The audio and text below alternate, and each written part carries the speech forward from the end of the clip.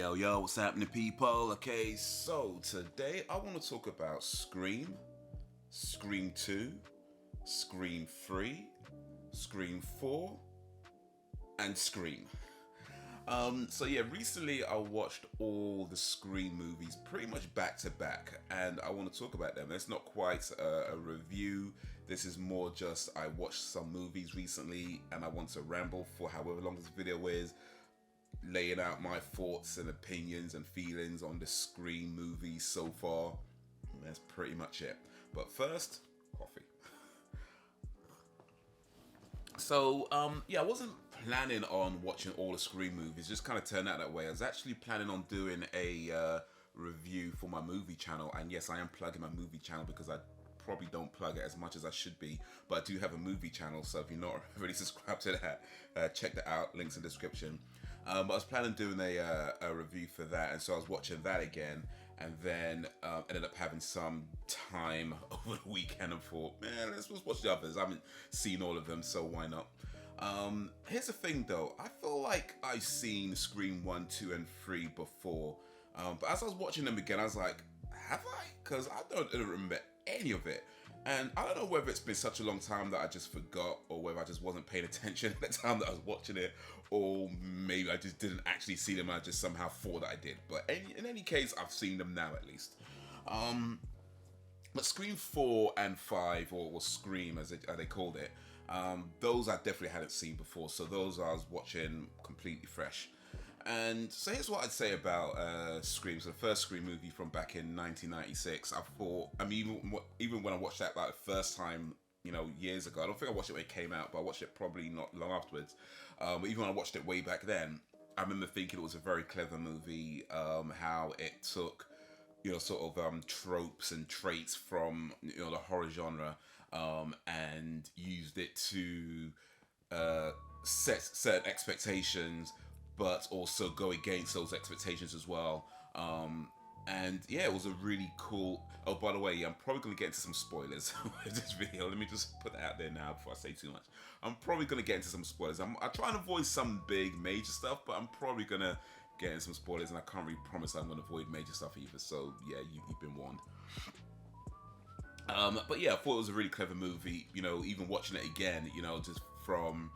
Even though you know who the killer is, just how it kind of portrays out throughout the film, and then by the time it's revealed, definitely the whole thing about them being two killers, I did not see that coming. I don't know, maybe some of you guys did, but I personally didn't see that coming, the first time round. And yeah, it was just a really cool way of doing it. I would say watching it again all these years later, though, well, it doesn't necessarily give you clues as to what's going on, but they do drop a few subtle hints here and there as to what it could be. But then, to be fair, they kind of drop a few hints that it could be somebody else, so I'm not sure you can call them clues. But yeah, there are definitely a few subtle hints, and in particular with Billy Loomis character. I mean, the guy from the beginning just he looks like a criminal. Let's keep it real. Like from the jump, the way he's climbing through the window, which to be fair was pretty common in the 90s, but still, he's coming through the window. He's scaring Sydney. He just kind of looks and acts creepy, So from the jump, it's kind of like, yeah, this guy's something. There's something wrong with this guy. But then, the way the film is done, it kind of turns your attention away from him, and turns it to a few other people, and then it comes back to, oh, okay, it was him, but then somebody that you might not, or at least I certainly didn't suspect at all, being a Stu Macher. Macher? I think it's Macher. So yeah, the first Scream movie I thought was a very clever movie. When I watched it the first time, I thought it was a very clever movie. When I watched it this time, I would say that maybe it isn't as clever as it maybe could have been, but I'll save that for my review video. So yeah, subscribe to my channel. Now with Scream 2 though, Scream 2 was pretty cool because it did, some of the same things as the first movie, but also did it a little bit different as well.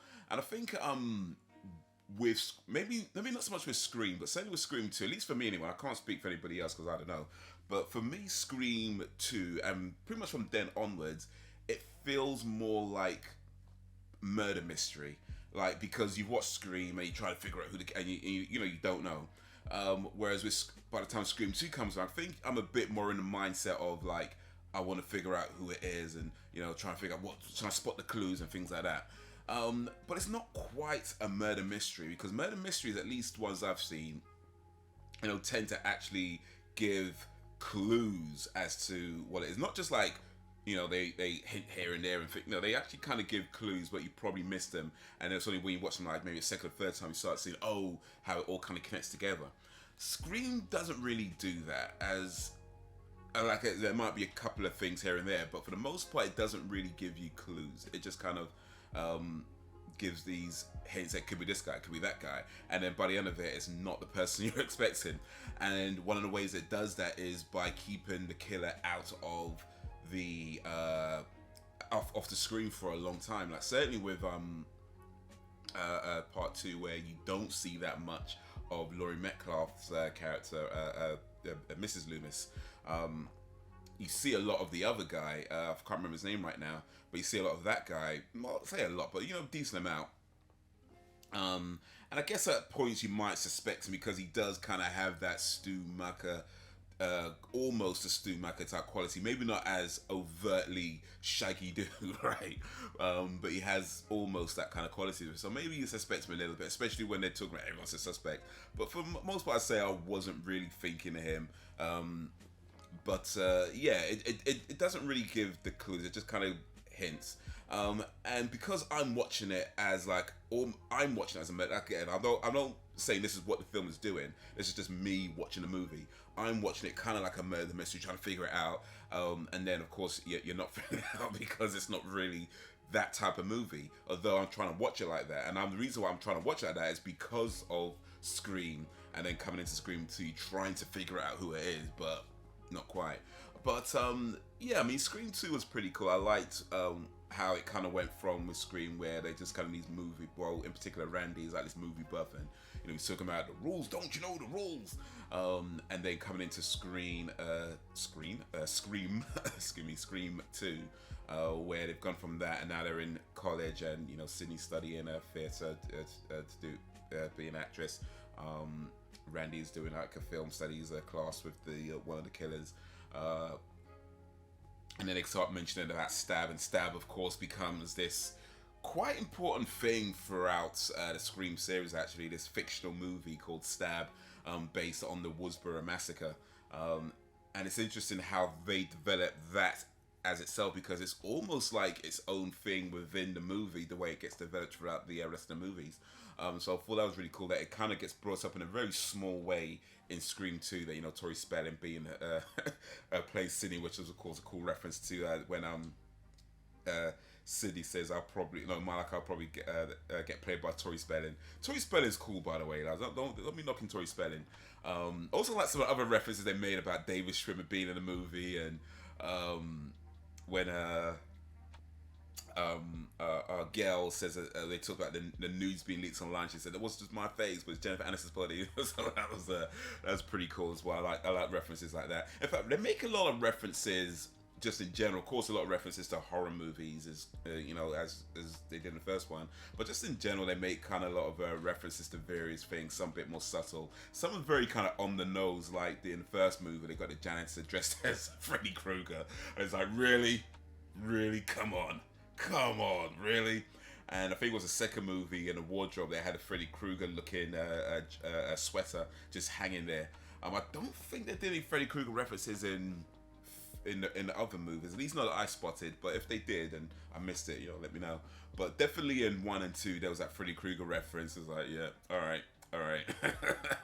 That first one especially, the guy's got a hat on and is like, really.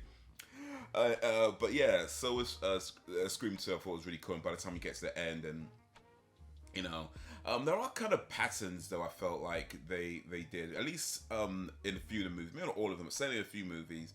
When it comes to like who the killer is. Like I say, they tend to like be off the screen for the most part. I think only with Scream 4. I think it was Scream 4 where the killer is on screen throughout a lot of the movie. where you see them, but of course you just don't know it's them until the end. With Scream 3 was they had a Jay and Silent Bob show up in Scream 3, so that was pretty cool. But Scream 3 was like the movie set, and so they've gone from this event that happened to making a movie based on it, or making a reference to a movie being based on it. By the time Scream 3 comes along, there's been two movies already been made, and they're in the process of making a third movie that's based on this thing. While this is the third movie itself, so it's like a movie being made, a movie about a movie being made, and the killer killing the characters in the movie that's being made to replicate the order of one of the scripts, and it gets very like self references in Scream 3. But I think what I liked about Scream 3 though is that it was a really cool way to end that trilogy. Because by the time you get to the end, you find out that the killer wasn't just some random guy. This was somebody who's actually related to Sydney, and it was the half brother, the bastard child of Maureen Prescott. And he's just somebody who just wanted to be loved, but was rejected in that set off a whole bunch of things. I thought that would have been cool though, and I don't know how much of this is planned pre the movie. I mean, whether they planned Scream 3 at the time they were writing Scream 1, I don't know. I doubt it. At least that's the impression I'm getting. But it would have been cool, in my opinion, if forget the character's name right now, but the movie producer who ended up being the killer, or the film director rather, ended up being the killer, if he appeared in the first movie, second movie, and then in this third movie, and then you found out that was him all along. That would have been really cool. But I guess these things aren't always planned out in that way as they're writing them, because you don't always know if a film's going to get made or greenlit, and so you just write the one movie and you just focus on that, and then they say, oh, we want a second one. It's like, okay, cool, better write that now, and now you got to write a third and come up with some cool stuff for that too.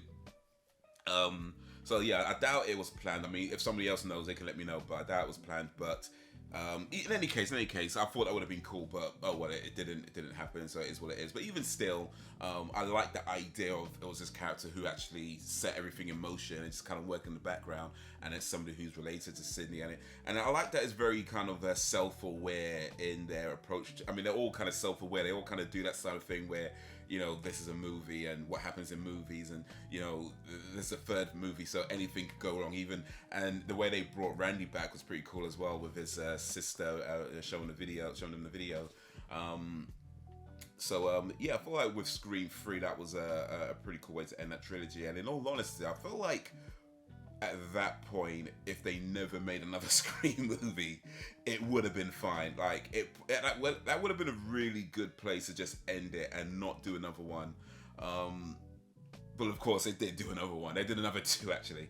But Scream 4, which was really cool, but also I felt like it was probably the least necessary out of all of them. Like, it didn't feel like it really needed to be done. And I think, was it Scream 4 or Scream 5? I don't remember now, because I kind of watch them back to back, so I might be mixing up certain things in other movies. But I'm sure it was either Scream 4 or Scream 5 where they talk about something about this can't be just a cheap cash grab or something like that. And well, Scream 4, at least for me, maybe not a cheap cash grab, I think that's a bit harsh, but it definitely did feel unnecessary and maybe more of a cash grab than the others. It definitely did some cool stuff, certainly with who the killer was, being another relative to Sydney, this time being her cousin, and she had help from some dude, right? But yeah, it definitely did some really cool stuff. And certainly when it comes to guessing who the killer was, I think that was probably, at least in my opinion, the most surprising one. But overall, it just felt like this really needs to be done. This is, this could have been, I don't know,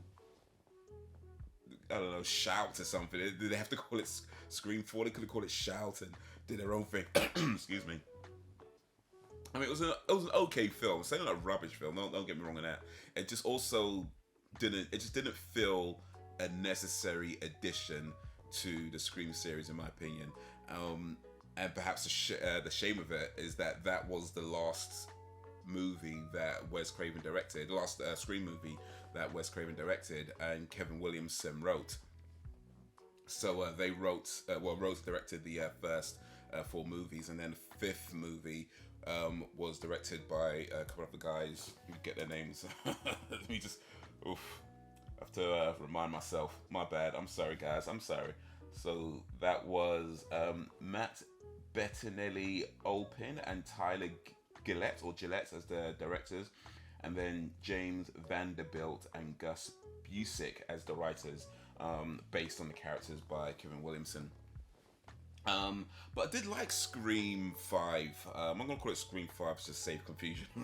I did like Scream 5 a lot, and as I felt like what they did with not just bringing it back, but also doing the self-references, and in, say, a more modern world. It's said this is set in 2021 or 2022, so it's very like in the now with its references, and I liked that it still kind of kept a lot of the core elements of Scream and what they did with the first four movies, with the with the sort of movie references, and this is going to be I think they call it a recall or something, where it's not quite a reboot, but it's a reboot and a sequel at the same time, so like, you bring about the old legacy characters, which in this case is Dewey, Gale, and Sydney. Again, all bets are off, that anybody can die, and then you have like new characters with a connection to the old characters, and this time it's the daughter of Billy Loomis. Apparently, Billy Loomis was a naughty boy back in the day, messing around with the ladies. And this girl finds out that Billy Loomis's her actual dad is a serial killer who runs away, and but again gets found by the guy who's her boyfriend, and then the girl who was a friend of the sister of, like, what's her name, Amber. Let's just call it Amber. You should watch the movies. You know what I'm talking about. But yeah, it's all connected. But it did a lot of the it did a few of the same things. The first movie with the whole thing about the party, and having a party, and I just felt a bit dumb. I mean, at some point you could be like, bro, you live in a town where every few years or whatever, somebody puts on this mask and goes on killing people. They, in the first movie they had a party, which was a dumb idea. In, I think it was the fourth movie where they had the Stabathon, and I was like, yeah, that was a dumb idea. And then this movie they have a party, and it's like, bro, come on, when are you gonna learn your lesson? when are you gonna learn your lesson? Maybe don't have a massive unnecessary gathering when a serial killer is on the loose, and if anybody is hosting, matter of fact, yeah, with the first one, Stu Marker hosted the party. He was a killer. With the Stabathon one, was it Rory McCulkin or one of those two guys ended up being a killer. He got killed himself actually, which is I bet he didn't see that one coming. And then with this one, it was like Amber who hosted a party in Stu Marker's house, as it seems, and then she's all part of it as well. So yeah, maybe don't go to a massive social gathering, because apparently somebody gets killed and the killer is probably the one that hosts a party. So yeah, don't do that. That's a new rule, I guess, for Scream 6. Just don't go to massive parties when a massive social gatherings when a serial killer's on the loose, or at least send the police there, because the person hosting it, that's the killer, at least one of them. Yeah, I liked how they honored Randy though with his niece and nephew, especially the niece. I thought she was really cool. She really kind of embodied what Randy was like that. The movie buff, the guy who like observes the rules and that kind of thing. But then the way she did, and I liked how she was watching the movie that's based on the events, and then she's watching it while Randy's watching it. He's watching a character Randy is watching Halloween, and he's saying, "Turn around, Jamie, turn around." And then she's watching that movie, and she's going, "Turn around, turn around." And then, of course, the new killer's behind her, and she's like, "Wait a minute. Yeah, that's the one. Turn around. Take your own advice. Take your own advice." So yeah, she was a cool character. I liked I liked her. What's her name again? Man, I'm forgetting people's names. Literally just watched it recently. It's here there somewhere. Something Meeks. Here we go. Mindy Meeks Martin, played by Jasmine Savoy Brown. So yeah, big up Jasmine Savoy Brown. Mindy Meeks, cool character. But yeah, also with Scream 5 as well. I liked what they did with how it came to an end. I mean, I would say that all the Scream movies kind of do the same thing, where the killer just reveals their plan right before they actually finish it. And it's like, come on, dude. I mean, with all these movie buffs in these movies, and the rules of this and the rules of that, don't one of them watch a James Bond movie? Like, have none of them seen a James Bond movie? Or at least the movies that they're basing these stab movies that they're basing these things on. Because I'm sure, well, I guess we don't know, but I'd imagine in the stab movies, the killer is outlaying his plan before he finishes it, before he actually finishes the plan, and then a plan is foiled, which happens every single time you outlay your plan to the person you're about to kill before you actually kill them. If you watch James Bond movies, you'd understand. Like, come on, like, how many times are you gonna do this? How many times are you gonna tell the person you're about to kill your whole grand plan before you actually kill them? It's like, I mean, at least with Scream 4.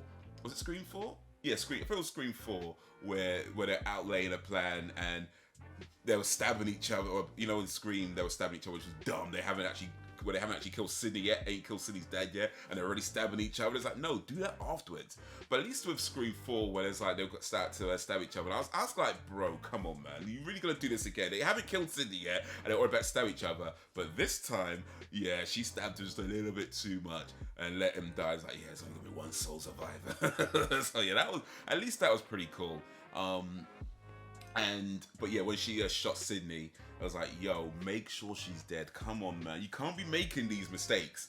This is a fourth movie, right? You can't be making these mistakes. Make sure she's dead. Not just, she might be dead. No, put a bullet in the head. You know what I mean? Like, what are you doing? What are you doing?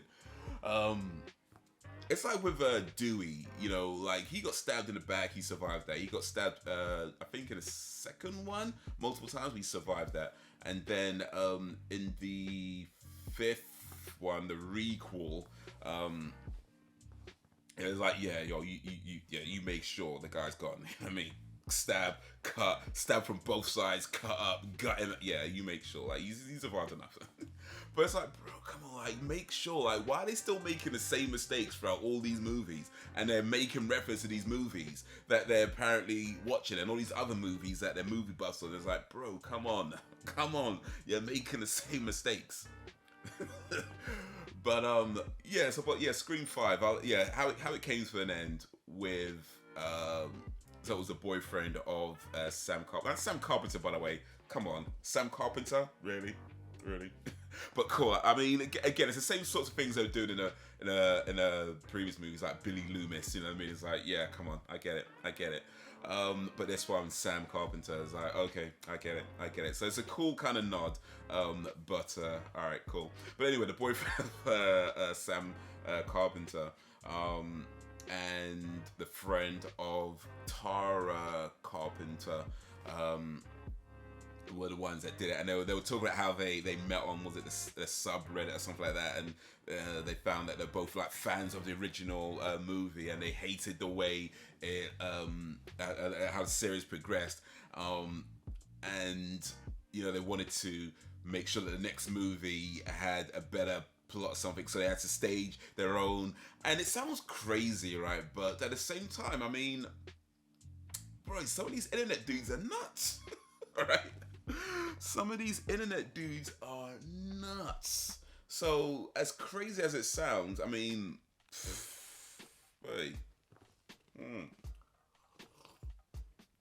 some of these, some people just need to chill. Some people need to chill. But yeah, I really liked that, and I really liked how when it came to it, when it was, as it was ending, where Gail was saying something like, because she was like, struggling with what to write about, and she says, "I know what I'm going to write about now. I'm not going to write about this whole thing because I'm not going to give them the notoriety, or let them burn it." And she said something like, "Let them die in anonymity," or stuff like that. Effectively just saying, "Look, I'm not going to give them any kind of publicity or anything. I'm not gonna give them any kind of shine. They can just go away and not acknowledge them because you recognizing that's what they want. To some degree, they want to be, known in some way. And it's like, no, I'm not gonna do that. I'm gonna write about this guy, Dewey, this good sheriff this good man who ran this town, who was sheriff of this town." So it's very much, message, right? You know what I mean? Message. I mean, it was, yeah, I get it. It's cool. I mean, it was a little bit obvious what they were doing, but yeah, sometimes you're gonna be obvious, I guess. And it's fine. It's fine. I think it worked for this film that they did it that way. So yeah, sometimes when movies are a bit too blatant with their messaging, it can be a little bit off-putting because it's like, bro, I get it, right? But I feel like it fit quite nicely, at least in my opinion. I don't know what the general Scream community is saying. I don't know if any, or hopefully nobody's planning some madness because they didn't like this movie, because come on, chill, man, it's chill. But yeah, no, I liked what they did. I liked how it ended, and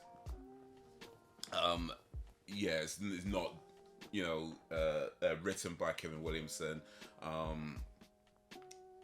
but it, based on the characters and based on what they was doing with Wes Craven. And I think that as far as a requel goes, I'm not sure how many requels I've even seen, but as far as that goes, I feel like they did really well with bringing back the characters, making references, being self-aware as the movies have always done, and then getting very kind of meta, with the whole thing about there's like 8 stab movies are being made at this point, and yeah, so I liked what they did. I liked how Stab just became its own thing, because it kind of in the second movie they just kind of mentioned it was kind of a throwaway thing almost.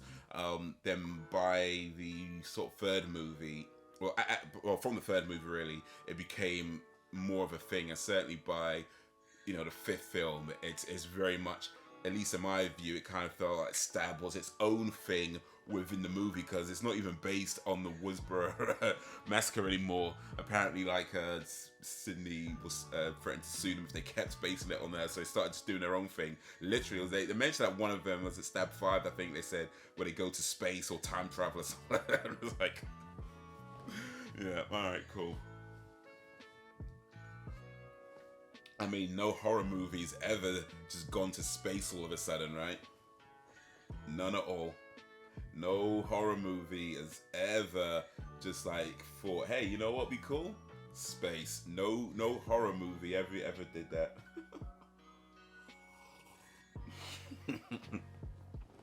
But yeah, the overall, I mean, yeah, it was cool watching them. And Scream, well, the 5th one came out, I think this year or last year. Was it this? Yeah, this year, earlier this year.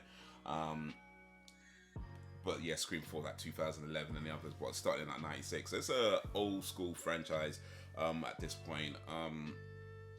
But yeah, no, it's pretty cool movies. So if you've not seen them, well, you probably shouldn't be watching this video, quite frankly, because kind of ruin it for you. But yeah, worth seeing. If as I know, so I'm not doing a review, but just as a basic, almost sort of a review, yeah, go see those movies. They're pretty cool. But yeah, if you've seen them, yeah, let me know what you think. Let me know what you think of Scream. Drop any recommendations, suggestions in the comments. Send them through, and I'll see what I can do. Like, share, subscribe, because we're doing this 10-year Get Me Fam. We've got more videos on the screen. Check out my other channels as well. Be much appreciated. But that's gonna be it for the minute. So guys, until whenever, if ever, peace.